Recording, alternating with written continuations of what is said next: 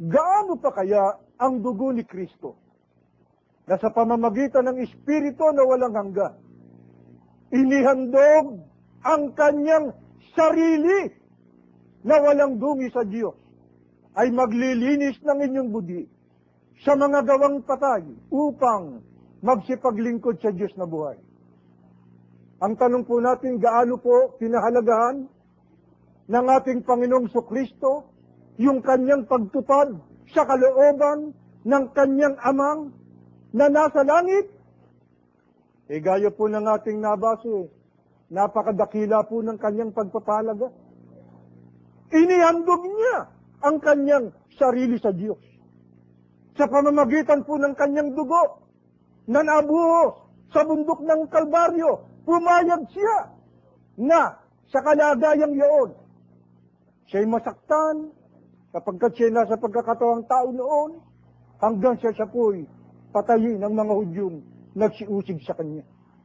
Ganyang kadakila, ganyang pinahalagahan ng ating Panginoong Kristo yung kanyang pagsunod sa kalooban ng kanyang amang Diyos na nasa langit. Ngayon, yung turo ng Iglesia ni Cristo ni Manalo, ito po sinasabi namin panibado na naman kabaliwan. Ano po naman ang kanilang pagtuturo na may kinalaman sa kung gaano pinahalagahan ng Diyos ang kanilang sugo raw na si Ginoong Felix Manalo? Ang Panginoong Kristo'y maliwanag, nagpahalaga sa Diyos, ibinigay niya ang kanyang sarili. Inihandog niya ang kanyang sarili. Ang Diyos naman daw, gaano naman daw pinahalagahan ng Diyos ang kanilang sugo o huling sugo sa katauhan daw ni Ginoong Felix Manalo. Pakinggan po ninyo ang kagimbal-gimbal na pagtuturong ito. Isang kabaliwang turo, mga kababayan, pagkabasa ko, kayo po ang humatol. Ito po'y mula sa Pasugo, Mayo 1964, pahina 1, pansinin po ang kanilang pahayag.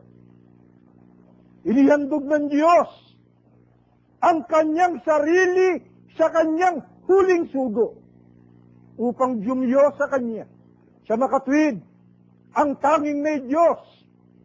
Sa huling araw na ito, ang huling sugo, si kapatid na Felix Manalo. Ayon po sa turo ng Iglesia ni Cristo ni Manalo, paano daw pinahalagahan naman ng Panginoon Diyos na nasa langit ang kanilang sugo o tinatawag na huling sugo sa katauhan ni Ginoong Felix Manalo. Kakilakilabot po yung pahayag nila. Inihandog daw ng Diyos mismo yung sarili niya sa kanyang huling sugo daw. At ang huling sugong tinutukoy si kapatid na Felix Manalo nila. Hindi po ba ninyo napapansin ang ganyang mga pahayag? Ang ating Panginoong Kristo, mga kababayan, inihandog ang kanyang sarili sa Diyos, samantalang ayon sa mga tagapagturo ng Iglesia ni Cristo ni Manalo, ang Diyos naman daw, naghandog ng kanyang sarili sa huling sugo o kay Ginoong Felix Manalo. Hindi po ba yung turo niya kabaliwan? Tama po bang sinasabi namin na yung kabaliwang aral na yan ay itinataguyod ng mga tagapagturo ng Iglesia ni Cristo ni Manalo? Bakit hindi niyo pasinungalingan itong inilathala niyo sa Pasugo? Bakit hindi niyo sagutin itong lathalang ito na sinasabi niyo na ang Diyos naghandog ng kanyang sarili kay Ginoong Felix Manalo? Abay, mas dakila pa sa ating Panginoong Kristo. Yung ating Panginoong Kristo ay naghandog ng kanyang sarili sa Diyos. Samantalang sa turo ng Iglesia ni Cristo ni Manalo, ang Diyos mismo naghandog ng kanyang sarili kay Ginoong Felix Manalo. Hindi ba yung isang malaking kaibangan?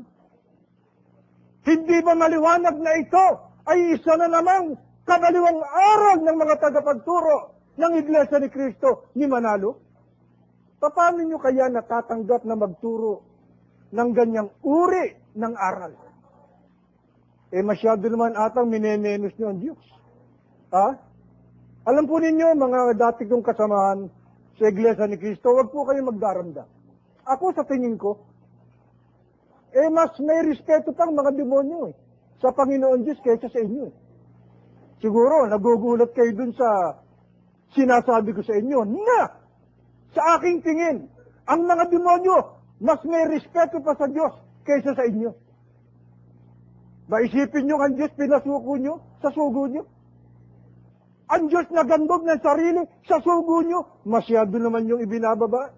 Wala naman ata kayong respeto niya. Kaya nasabi ko, mga kababayan, ang aking pandama, mas nirirespeto pa ng mga demonyo ang Diyos kaysa dito sa mga tagapagturo ng Iglesia ni Cristo ni Manalo. Bakit ko po nasabi yan? Baka naman sabihin nyo, dagdal yan. Santiago 2:19, ikaw ay sumasampalataya na ang Diyos ay iisa, mabuti ang iyong ginagawa. Ang mga demonyo man ay nagsisisampalataya at nagsisipanginig.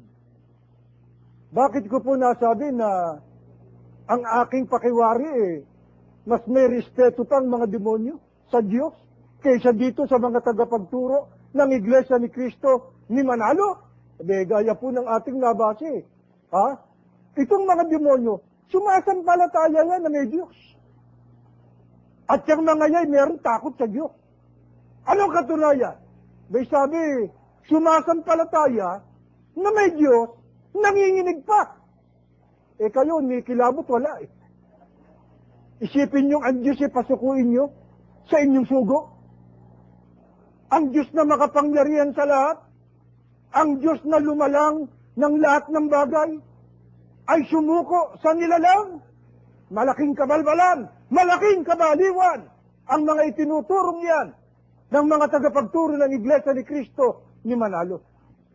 Kaya mga kababayan, gusto naming iwan sa inyo ang paghatol hinggil dito sa mga bagay na aming inilantad sa gabing ito. Sana po'y marami pa tayong gustong ipahayag Pero iniisip ko baka pare-pareho tayong mabaliw sa turong ito. Kaya bago tayo pare-parehong mabaliw, pasamantala po, nagpapaalam po kami. Hanggang bukas po. Ito po ang inyong lingkod, si Brad Romy Espanyol.